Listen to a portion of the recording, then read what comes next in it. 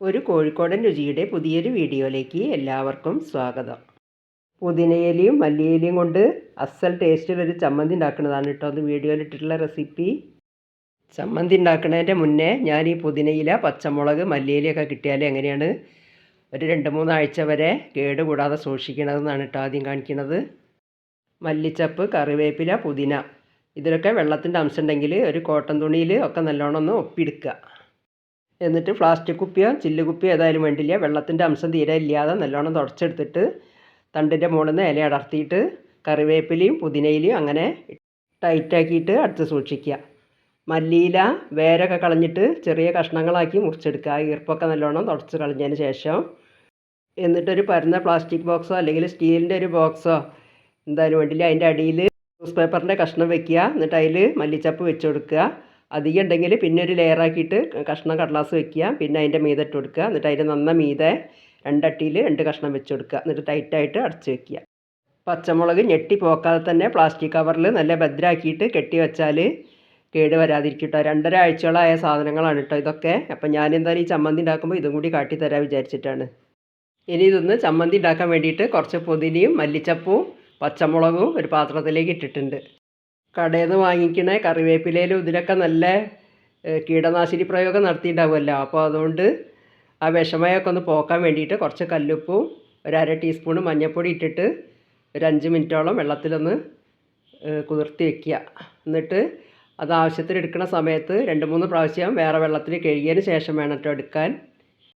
ഈ പുതിനേൻ്റെ ഇല അടർത്തിയെടുത്ത തണ്ടുണ്ടല്ലോ, അത് ഞാനൊരു ഗ്ലാസ് കുപ്പിയിൽ വെള്ളത്തിലിട്ട് വെച്ചിരുന്നു കേട്ടോ വേര് പിടിക്കാൻ വേണ്ടിയിട്ട്. അപ്പോൾ ഒരു 2 ആഴ്ചയ്ക്ക് ആയപ്പോഴത്തേക്ക് ഇതുപോലെ വേര് വന്നിട്ടുണ്ട്. ഇനി അത് കുറച്ച് മണ്ണും ചാണകപ്പൊടിയൊക്കെ കൂട്ടിയിട്ട് കുഴിച്ച് വെച്ചാൽ നല്ല തളിർപ്പൊക്കെ അതിൽ വരും കേട്ടോ. അപ്പോൾ പുതിനേൻ്റെ ഇല എടുത്തതിന് ശേഷം തണ്ട് കളയാതെ ഇതുപോലെ ഒന്ന് ചെയ്ത് നോക്കുന്നുണ്ടോ. ഈ ഇലകളൊക്കെ ആക്കിയ പാത്രവും മുളകിൻ്റെ കവറൊക്കെ ഫ്രിഡ്ജിൽ വെക്കണേ. ഇനി ചമ്മന്തി ഉണ്ടാക്കാൻ ഒരു മിക്സിയിലെ ജാറെടുത്തിട്ടുണ്ട്. അതിലേക്ക് ഇത്രയും പുതിനയില, അത്രയും തന്നെ മല്ലിയില ഇട്ട് കൊടുക്കുക. 1 കപ്പ് തേങ്ങ ചിരകിയത് ഇട്ട് കൊടുക്കുക. 2-3 കഷ്ണം ചെറിയ ഇഞ്ചി മുറിച്ചിട്ട് കൊടുക്കുക.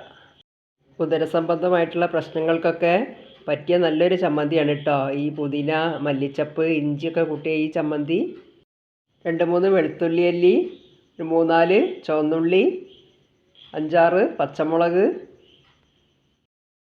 2 ടേബിൾ സ്പൂണ് വിനാഗിരി ഒഴിച്ചു കൊടുക്കുക.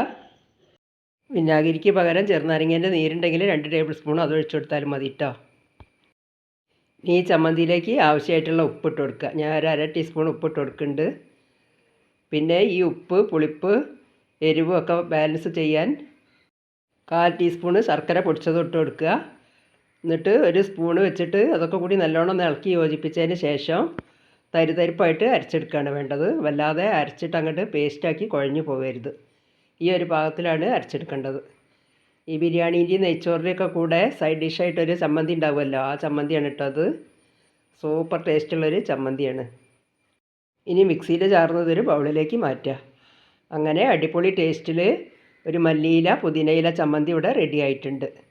അപ്പോൾ ഇനി മല്ലിയിലയും പുതിനയിലൊക്കെ കിട്ടുന്ന സമയത്ത് ഇതുപോലത്തെ ഒരു ചമ്മന്തി എല്ലാവരും ഒന്ന് ഉണ്ടാക്കി നോക്കുകൊണ്ടു. കഞ്ഞിക്കും ചോറിനും ദോശയ്ക്കൊക്കെ കൂട്ടാൻ പറ്റിയൊരു അടിപൊളി ചമ്മന്തിയാണ് കേട്ടോ അത്. അപ്പോൾ ഇനി ചെറിയ വീഡിയോ ഇഷ്ടപ്പെടുകയാണെങ്കിൽ ലൈക്ക്, ഷെയർ, സബ്സ്ക്രൈബൊക്കെ ചെയ്യാൻ മറന്നു പോകരുതേ. കമൻറ്റും എഴുതി അറിയിക്കണേ.